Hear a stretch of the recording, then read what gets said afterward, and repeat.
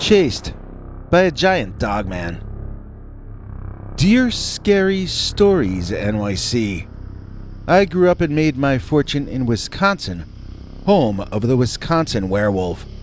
I never saw a cryptid in all that time, and I never believed in them either. Then, when I retired to Florida after selling my business, I moved to a somewhat rural area. It was there I learned that the wilderness can be just as savage and unforgiving as any of the most cutthroat cities, especially a wilderness inside of which lives the North American upright walking canid, or dogman.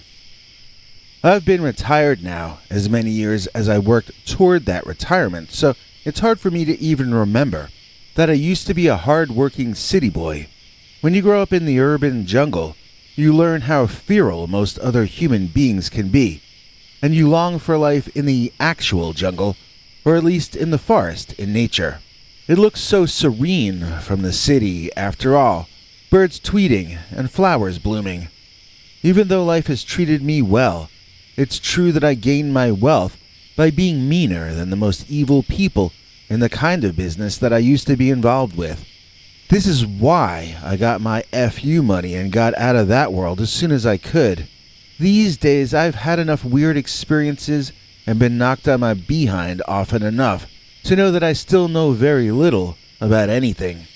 In those days, however, retiring while still in my early 30s, I had a pretty big ego, patting myself on the back for having figured the world out.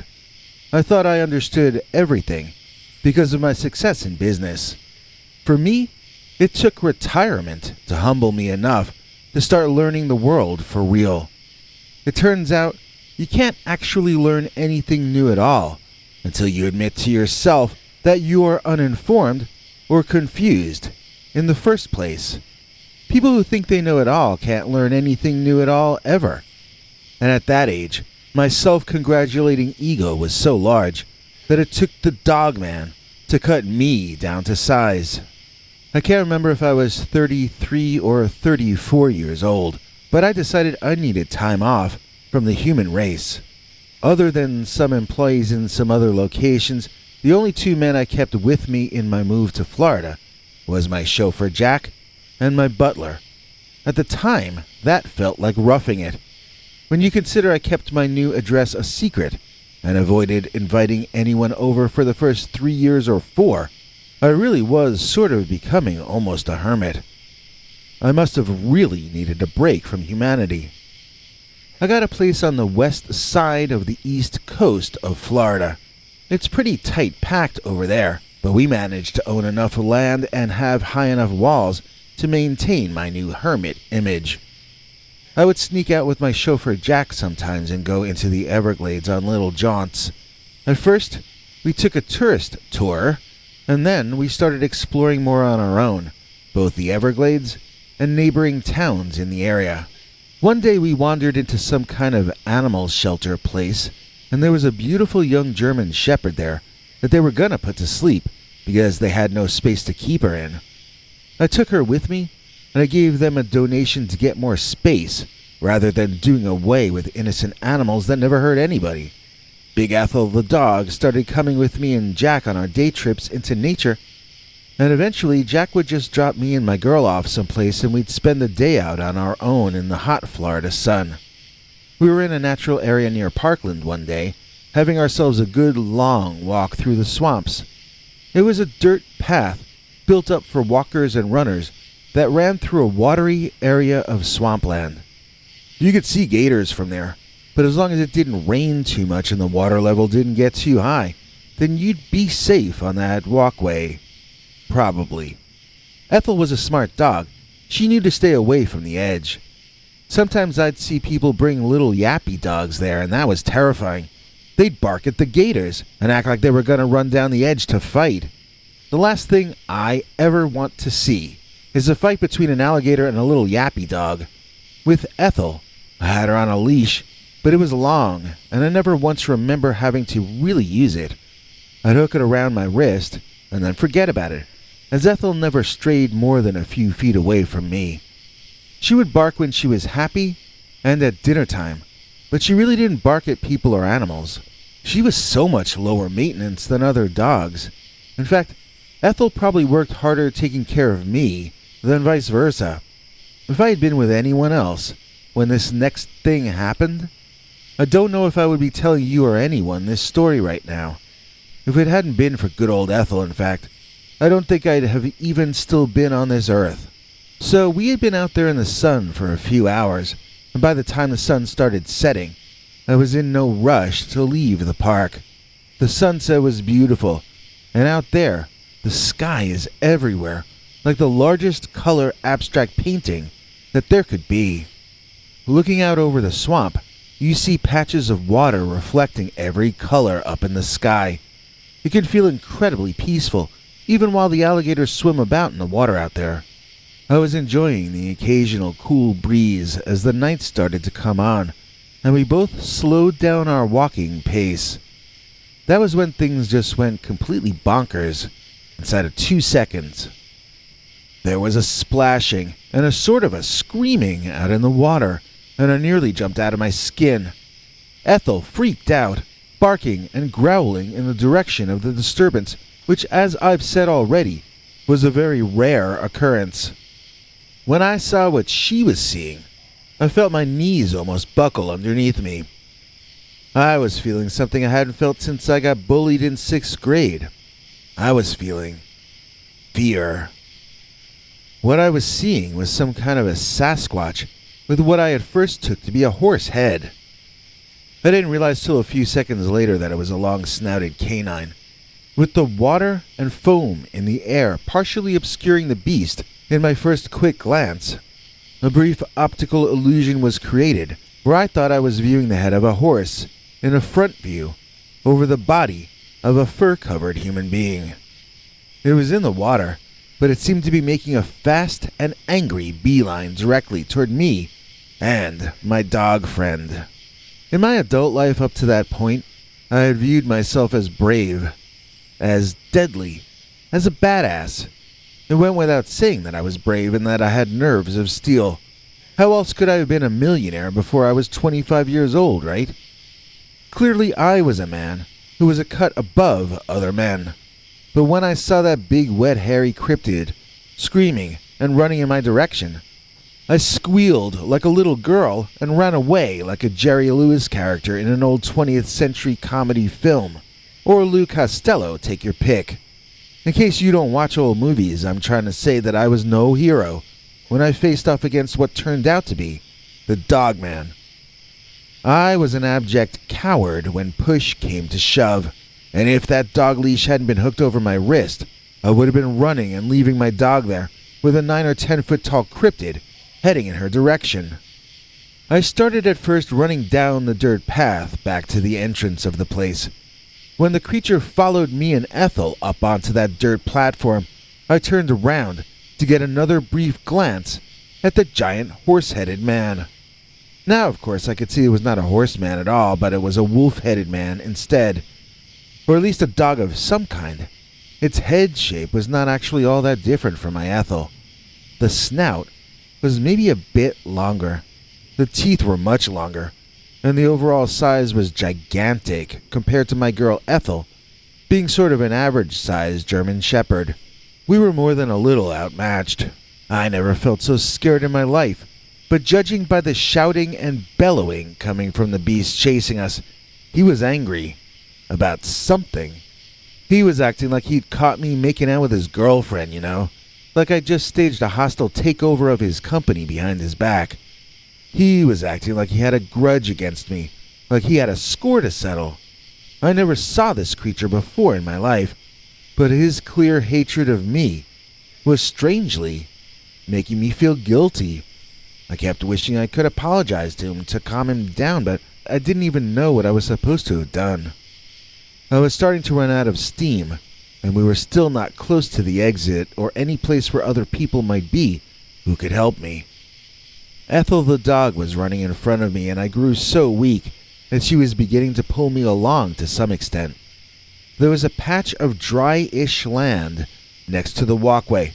She ran down onto it. I was gasping for air as I tripped down the hill after her, narrowly avoiding falling on my face. I quickly realized that Ethel was trying to take a shortcut to the parking lot. She was truly a very smart friend of mine. Her feet were smaller and her weight less, though, so it was a lot easier for her to run on mud. As for me, I was slipping and sliding all over the place, growing ever more exhausted, until about 30 feet away from the exit, I staggered and landed hard on my knees in the mud inside some tall grass. Ethel whimpered and tried in vain to pull me further, but I was unable to do anything at all, except gasp desperately for air. I couldn't breathe enough. I couldn't get the oxygen in my lungs fast enough. And then, the dog-headed man caught up with me. Ethel bravely stood between the two of us, growling furiously at the much, much larger, upright-walking canine. The dogman pulled its lips back, revealing teeth that, by themselves, were taller than Ethel's entire head. She ran back to me whimpering, sadly, her tail between her legs. I hugged my dog and continued to gasp for enough air to try to keep from blacking out. The dogman took a step or two nearer. I forgot that I was an atheist, and I prayed to God, Jesus, Buddha, and pretty much anyone else that's ever been prayed to. I lowered my head like a coward, and I got prepared for everything to end in a whole lot of pain. The dogman screamed. It shouted at me as though it had cornered the world's worst villain, and now it was about to take its revenge. I closed my eyes and got ready for the grand finale, as they say.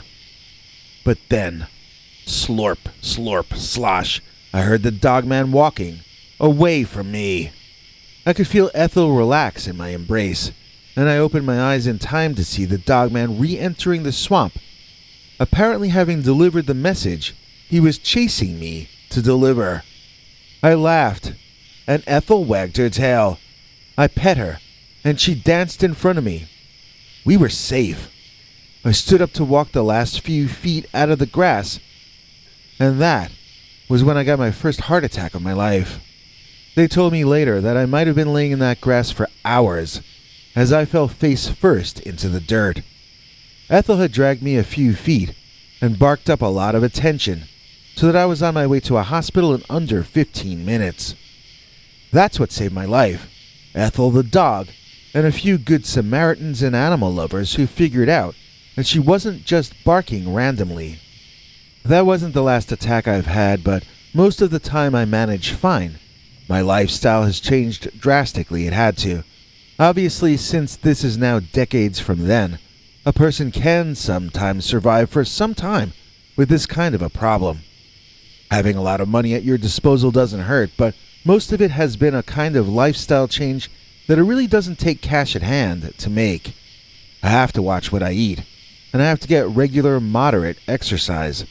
I have to avoid distressing people and media, and most of all, I have to improve my own personal outlook on life.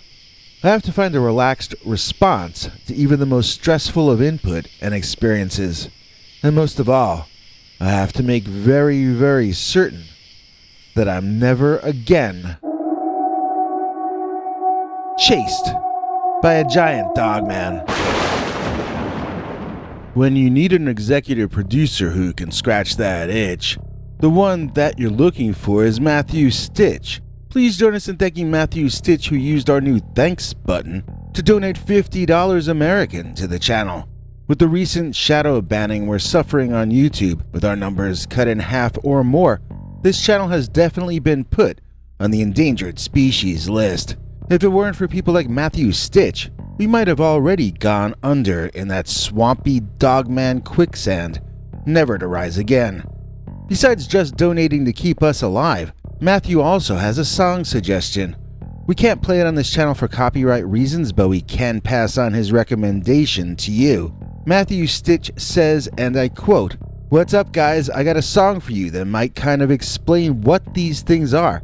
It's a rap song by Destiny Lab, look them up on YouTube, and the song is called Paranormal Species. It says these things, Mothman, Dogman, the Slender Man, and other things like them, are extremely spiritual in nature, and they might even be from the days of old, in ancient times. Anyway, hope you guys check out the song. God bless, and Jesus loves you. We certainly send the same warm sentiments back to you, Mr. Stitch. Here to explain how you too can be a heroic figure like Matthew Stitch, I'd like to present international TV spokesmongrel Henry Lee Dogman.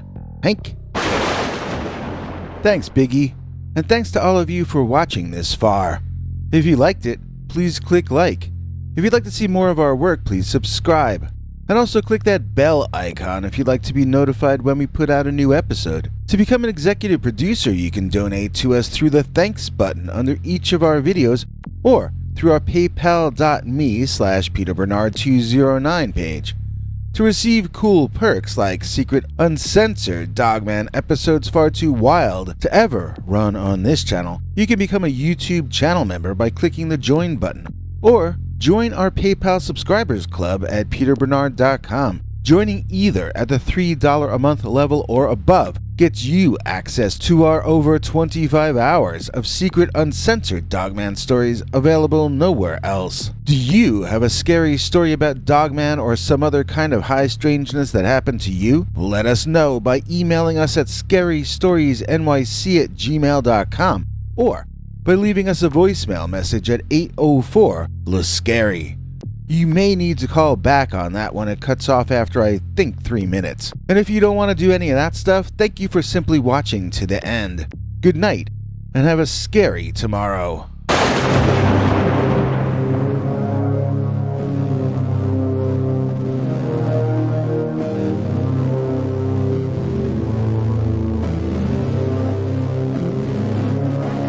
Come back for more scary stories.